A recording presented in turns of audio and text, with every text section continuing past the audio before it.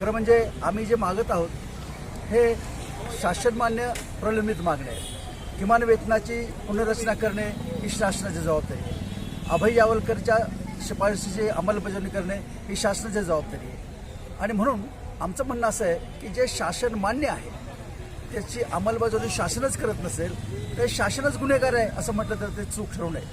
आणि जुन्या किमान वेतनाच्या दराप्रमाणे हे ग्रामपंचायत कर्मचारी महाराष्ट्रामध्ये गेल्या 2-2.5 वर्षापासून सातत्याने काम करत आहेत, मागणी करत आहेत, पण ही किमान वेतनाची कमिटी काय बसत नाही।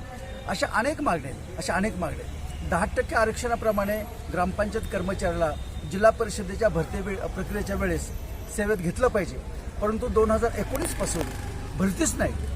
आणि त्याच्यामुळं ज्यांची वय 45 वर्षापेक्षा जास्त झालेले आहेत ते एजबार झालेत, परंतु त्यांना शासन निर्णय असून सुद्धा त्याचा लाभ होत नाही। म्हणून आमचं म्हणणं असं आहे या सातारा जिल्ह्याचे मंत्री जयकुमार गोरे यांनी आमच्या या आजच्या आंदोलनाची दखल घ्यावी, ताबडतोबीने आमच्याशी चर्चा करावी आणि जे काही प्रलंबित मागणे आम्ही नवीन काही मागत नाहीत, जे सरकारने मान्य केलं आहे ते स्वीकारा आणि त्याची अंमलबजावणी करा हीच आमचं म्हणणं आहे।